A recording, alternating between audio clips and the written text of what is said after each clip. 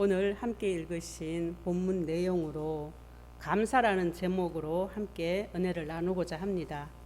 제목을 붙이면서 앞에 이런저런 또 뒤에 이런저런 내용을 붙여볼까 제가 생각을 했습니다. 온전한 감사 이렇게 했다가 감사는 감사를 부른다 이런 제목도 이렇게 써봤는데 뭘 이렇게 붙였더니 좀 너저분하더라고요.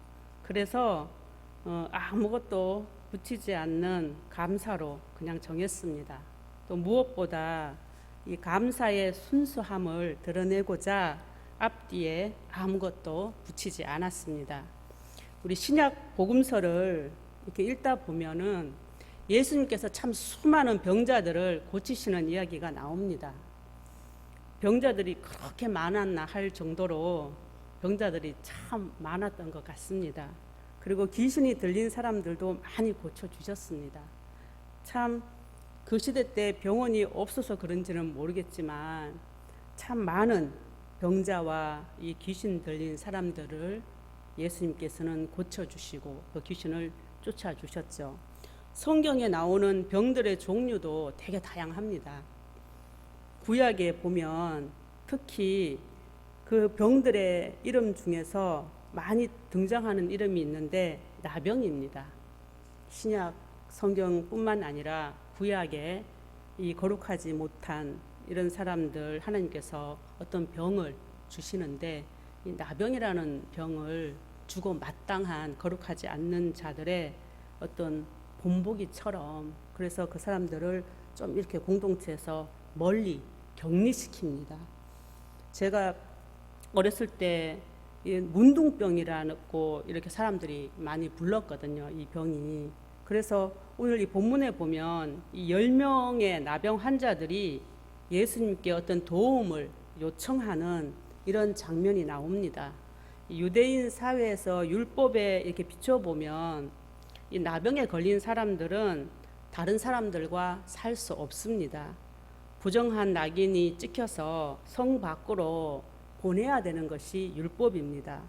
혹시 어떤 사람이 모르고 이 나병 환자에게 가까이 이렇게 다가가면 이 나병 환자들은 이 자기 입술을 손으로 이렇게 가리면서 부정하다라고 외쳐야 됩니다. 이게 법이에요, 그 시대에. 그래서 손으로 가리면서 그렇게 외치는 것은 나는 더러운 인간입니다. 그래서 나에게서 멀리 떠나가십시오. 이런 뜻입니다. 얼마나 수치스러운 일입니까? 그리고 이 나병 환자가 만약에 정말 기적처럼 낫게 되는 일이 생기면 이 사람은 공동체 안으로 들어가기 위해서는 제사장에게 가서 내가 다 나았습니다. 옷을 벗고 다 이렇게 검사를 맡아야 돼요. 그 당시 제사장들은 참 별거 다 했습니다. 요즘 말하면 극한 직업이었던 것 같아요. 이 가리키고 이런 제사 지내고 이런 거 말고도 이 성도의 어떤 생활의 어떤 그런 것들도 다 체크하는 의사 역할 이런 것도 좀 했던 것 같습니다. 오늘 함께 읽으신 본문 11절에 보시면 예수님은 예루살렘으로 가시는 길에 이 사마리아와 갈릴리 어떤 경계를 지나가고 있습니다. 이 이스라엘의 약간 좀 북쪽에 갈릴리가 있는데 그 사마리아 사이로 어딘가를 이렇게 지나고 있는데 한 마을에 이렇게 들리신 거죠. 이 지명도 없는 마을입니다. 그 마을이 이름도 없는. 거기서 10명의 나병 환자를 만나게 됩니다. 10명을 만났다는 것은 그들이 함께 모여 있었다는 거죠. 그러면 그들이 함께 모여서 살았다는 이야기입니다. 불투명한 지역도 알 수 없는 갈릴리도 아니고 사마리아도 아닌 그 사이에 어떠한 집단이 있었다는 거죠.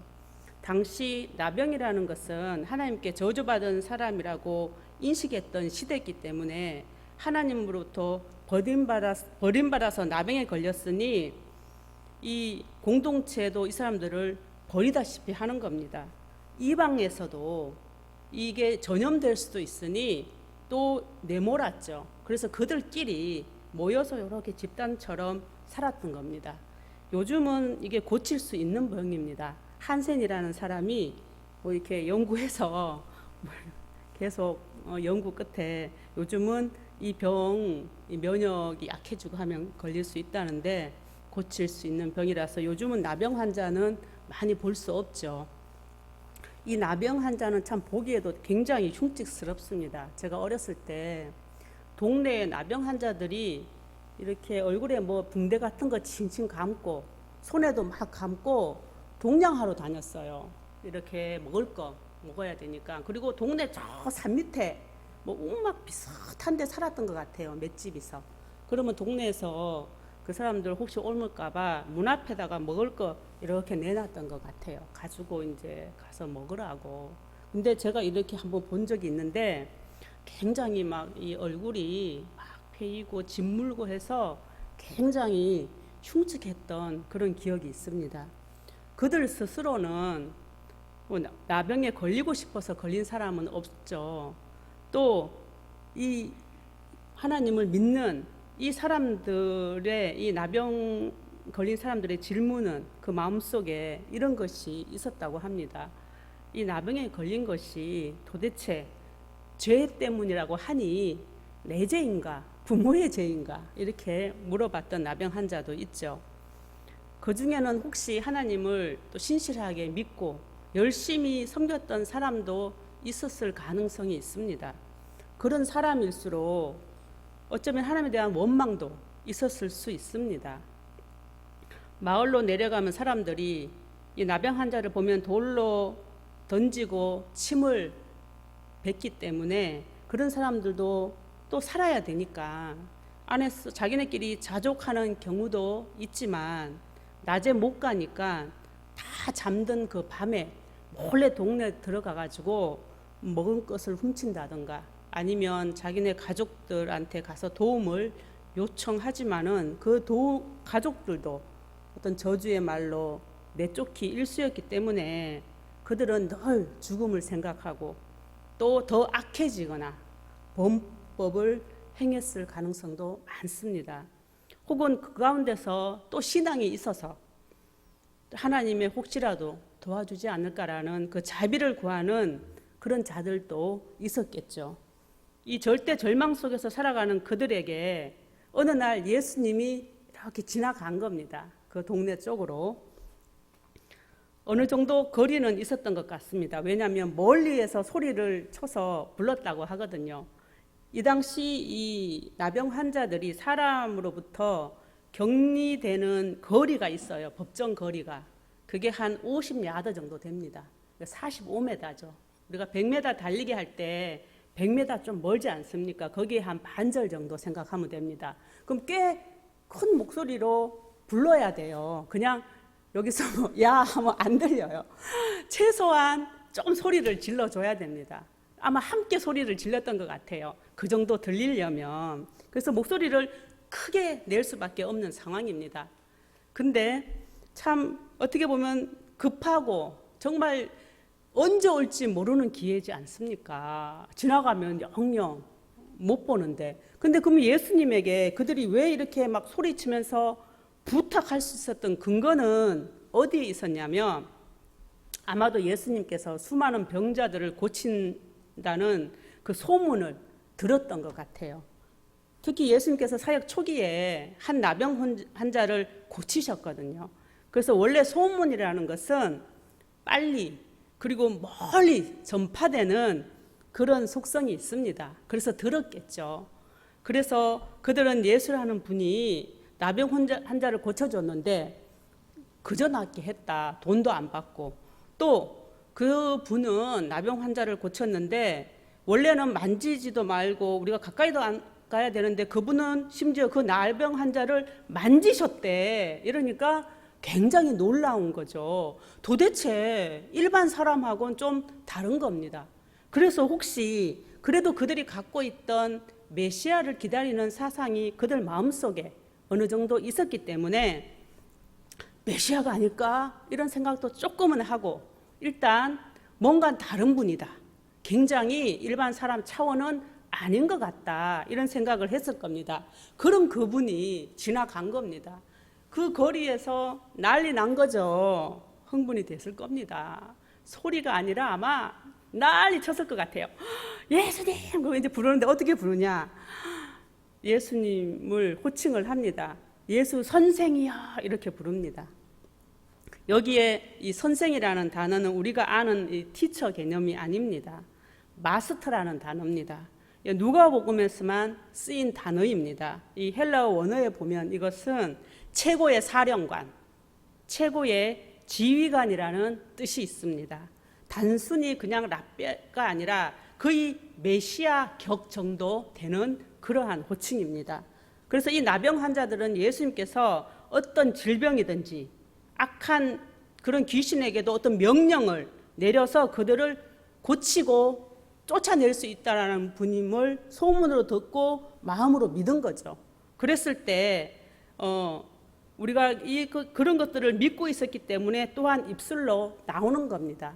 우리가 어떤 것을 믿고 있는 그 믿음의 고백은 반드시 입술의 단어로 언어로 나오게 되어 있습니다.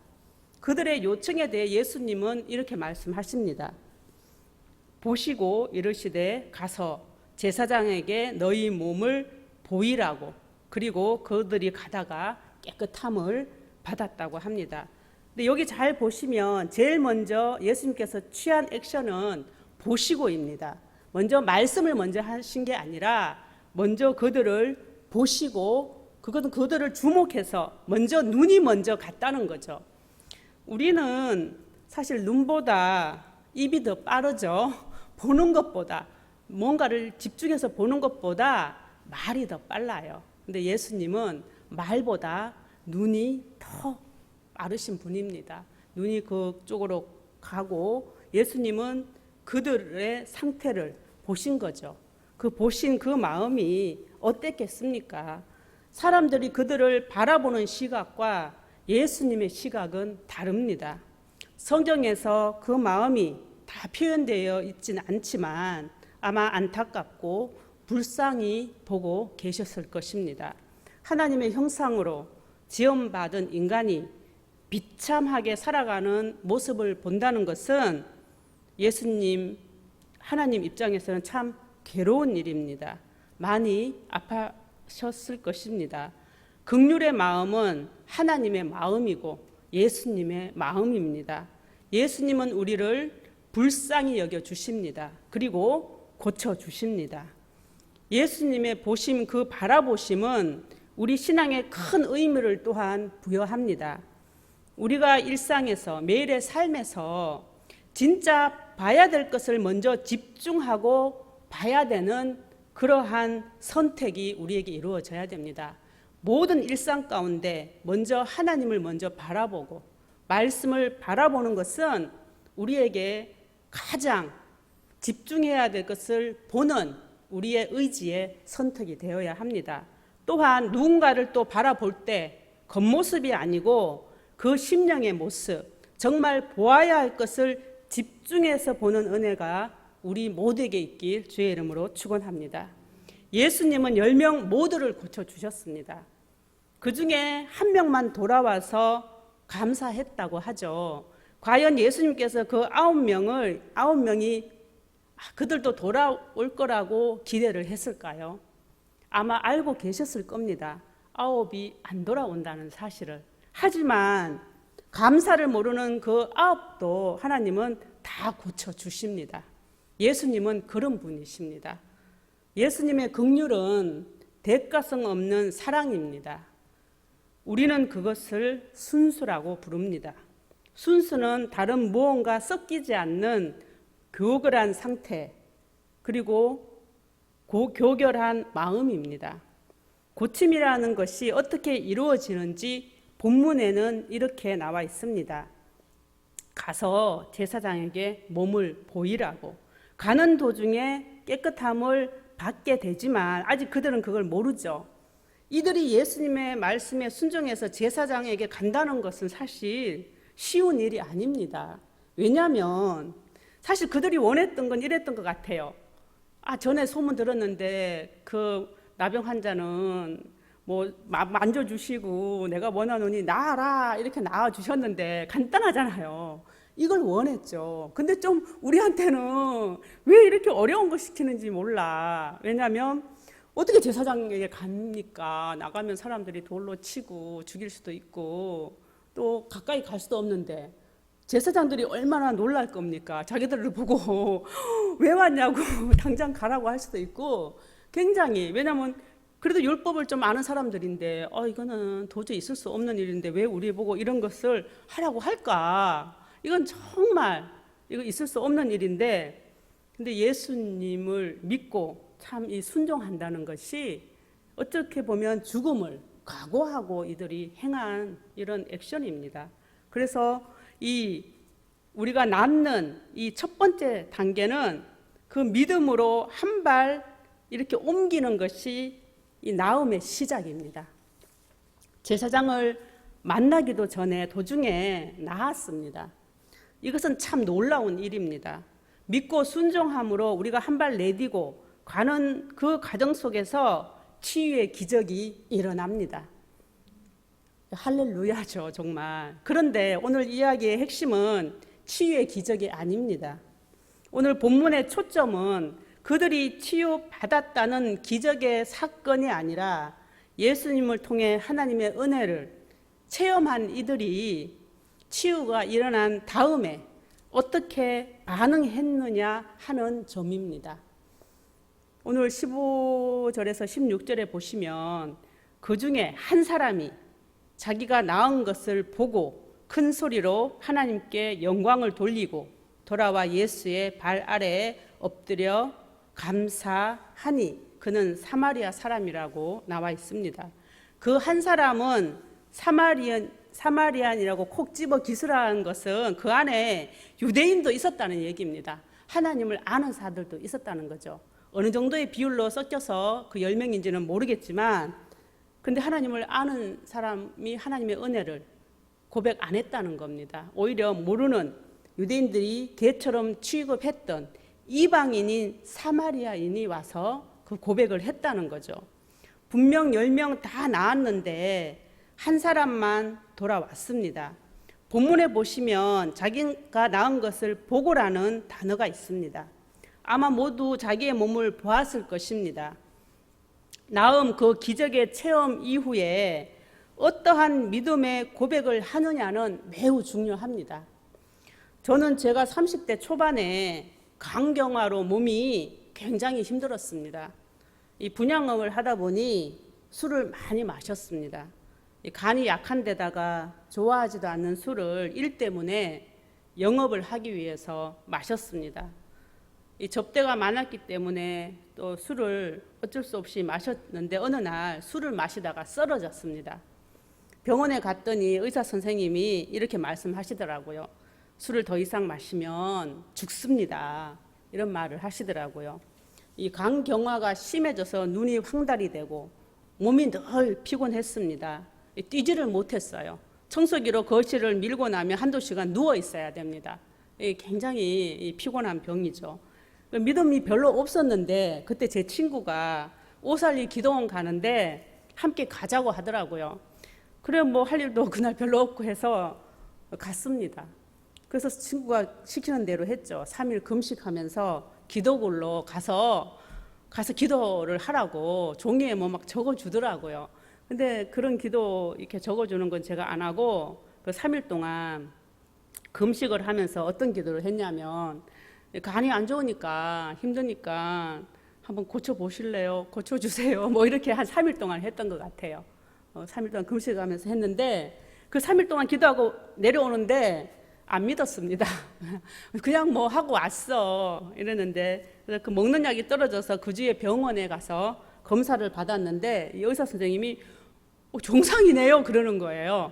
그래서 의사 선생님이 너무 이상하다 뭐예요 그러는데 저는 그 맹숭맹숭 하더라고요. 제 몸이 괜찮더라고요. 피곤하지도 않고 눈도 오랗지 않고 멀쩡했습니다.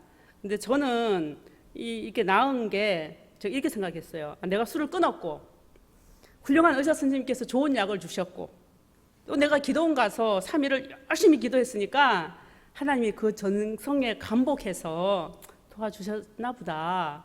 3대 3대 3 비율로 이렇게 생각을 했습니다. 그러니 하나님께 어떤 영광을 돌렸겠습니까?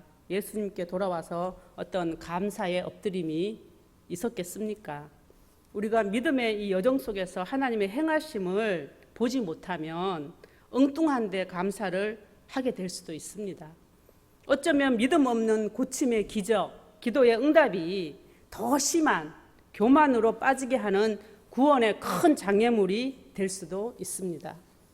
오늘 17절에서 18절 보시면 다 깨끗함을 받지 아니하였느냐, 그리고 세 가지 이렇게 질문을 하죠. 첫 번째, 10사람인데 다 깨끗함을 받았지 않냐? 이렇게 물어보시고, 9은 어디 갔냐? 물어보시고, 근데 이방인 외에는 하나님께 영광을 돌리는 자가 없느냐 하고 세 가지 이렇게 질문을 던져주십니다.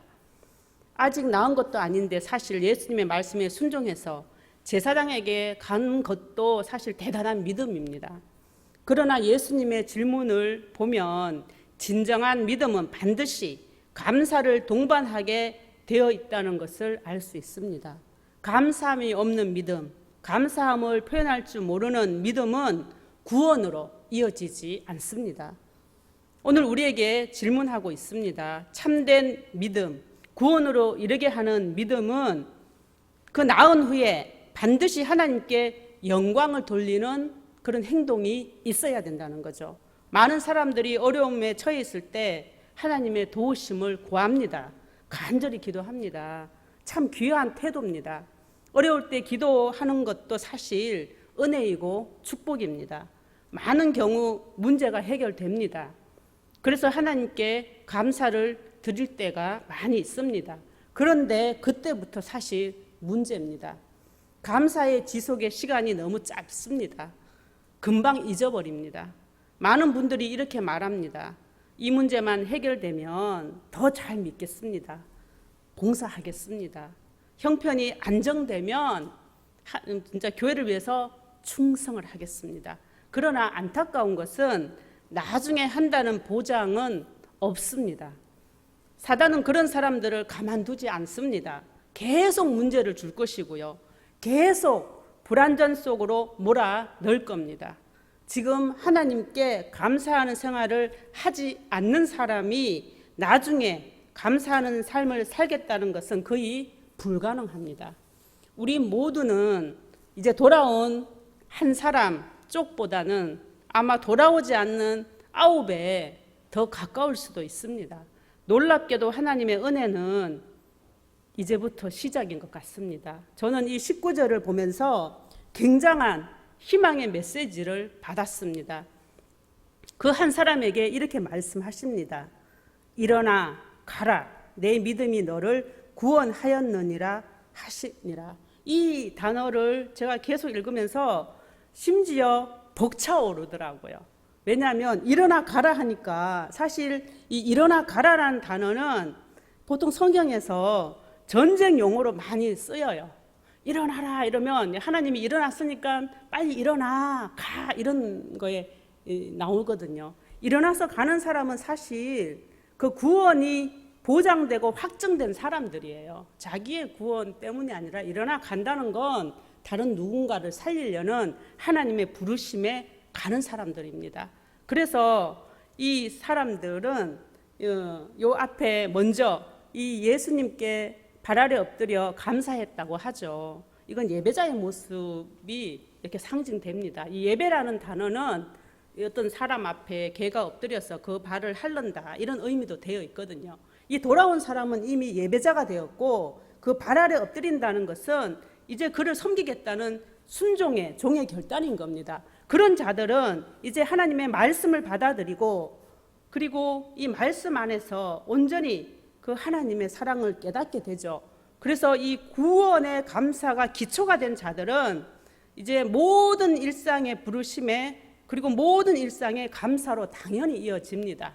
그래서 이 구원의 감사가 기초가 되어지지 않으면 하나님께 헌신이 참 어렵습니다. 그래서 이런 자들을 하나님은 복음의 일꾼으로 부르십니다.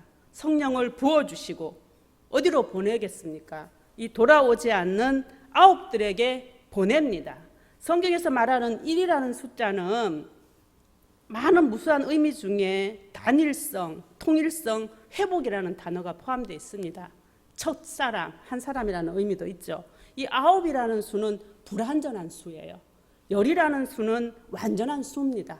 한 사람의 세워진 그 회복된 한 사람을 통해서 그 사람이 9이라는 불완전한 사람 속으로 들어가는 겁니다. 그래서 다시 10, 완전을 이루는 거죠. 이것이 복음의 사람들이 하나님이 한 사람 한 사람을 통해서 그들 속에 보내셔서 온 인류의 구원을 이룬다는 겁니다. 그래서 저는 이 구절에 굉장한 희망을 갖고 이제 그 한 사람이 세워지면, 교회 안에도 한 사람이 세워지면 그 사람은 이미 하나님께서 구원의 확증은 이미 도장을 찍어 주셨습니다. 그런 자들은 이제 누군가의 구원을 위해서 나갈 수 있는 자로 될 수 있다는 거죠.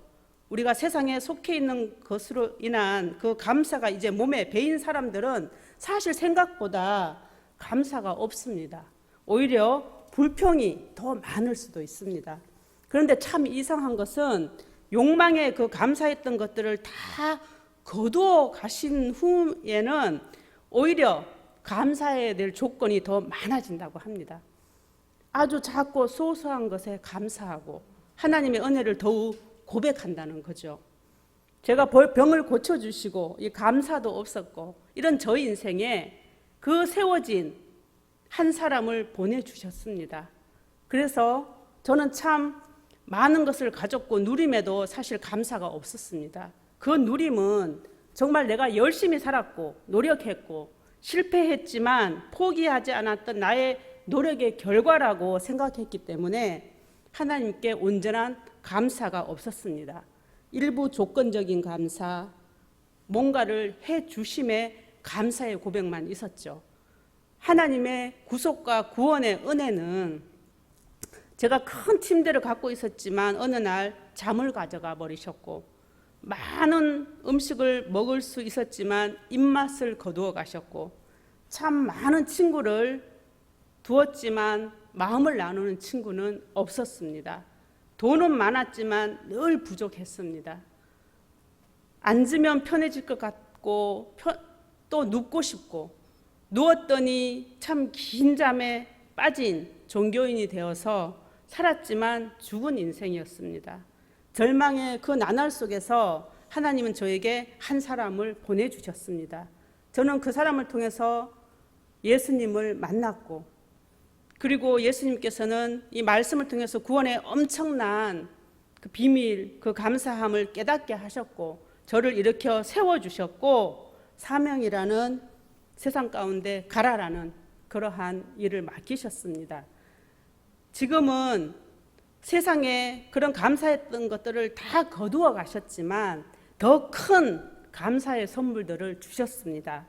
작은 집에 살아도 침대가 없어도 푹 잘 수 있는 숙면을 주셨고 많은 음식이 없어도 몇 가지 반찬으로 맛있게 먹는 식욕을 주셨고 세상의 친구가 아니라 마음을 나눌 수 있는 믿음의 권속들을 허락하셨고 돈은 많지 않지만 궁핍하거나 부족하지 않게 하셨습니다.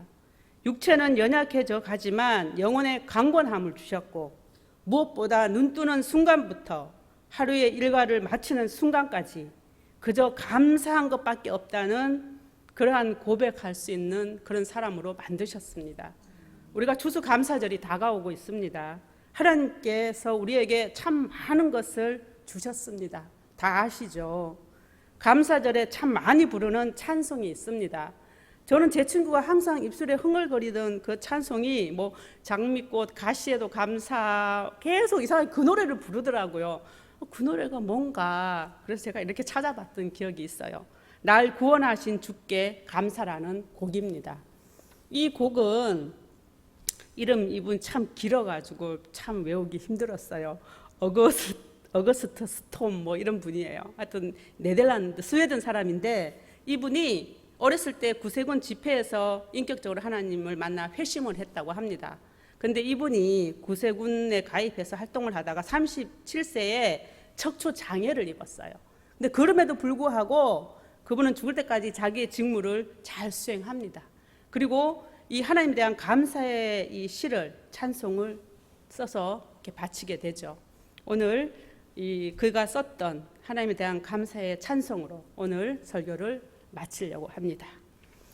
지금 있는 것 주께 감사, 주님 가져가신 것 감사, 지나간 시간도 감사, 지금 이 시간도 감사, 화사하고 따뜻한 봄날에 감사, 울적하고 쓸쓸한 가을 감사, 사라진 눈물 감사, 내 마음의 평안 감사, 주께서 드러내신 것 감사, 나 다 알지 못하는 것 감사, 응답하신 기도 감사, 받지 못한 것 감사, 영생의 비밀 감사, 궁핍할 때 공급 감사, 측량할 수 없는 은혜 감사, 평안의 새가족 주신 보혈 감사, 내 삶의 푸른 하늘 감사, 빛 뿌리는 구름 주심에 감사, 주신 광명 감사, 마찬가지 어둠도 감사,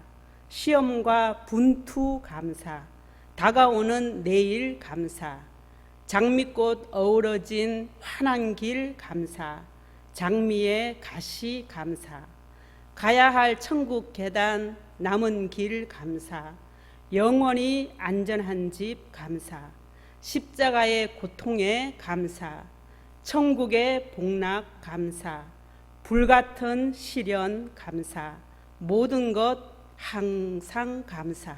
우리 모두의 고백되시길 소원합니다. 기도하겠습니다. 주님 감사합니다. 감사 그리고 또 감사합니다. 이 고백 말고는 더 할 말이 없는 하나님의 은혜입니다. 우리 입술에 일어서고 누울 때까지 감사의 고백이 있게 하여 주시고 세상의 유혹과 어둠의 권세자들을 대적하고 이기는 가장 강력한 무기가 감사임을 기억하는 우리 되게 하여 주시옵소서. 추수감사절을 앞두고 있습니다. 어떠한 조건이 섞이지 않는 순수한 감사로 하나님께 나오는 우리 되게 하여 주시고 우리 인생의 죄로 병든 모든 것에서 고침이 이루어지게 하여 주시고 주의 은혜를 확실히 볼 수 있는 우리 눈에 뜨임이 이루어지게 하시며 말씀 안에서 새롭게 일어나는 역사와 하나님의 온전한 한 사람 되어 세상의 불평 속에 있는 영혼들을 구원하는 사명을 붙잡게 하여 주시옵소서. 하나님의 영광을 바라보는 일어섬 속에 우리의 구원을 확정받는 믿음의 종들 다 되게 하여 주시옵소서. 예수님의 이름으로 기도 드리옵나이다. 감사합니다.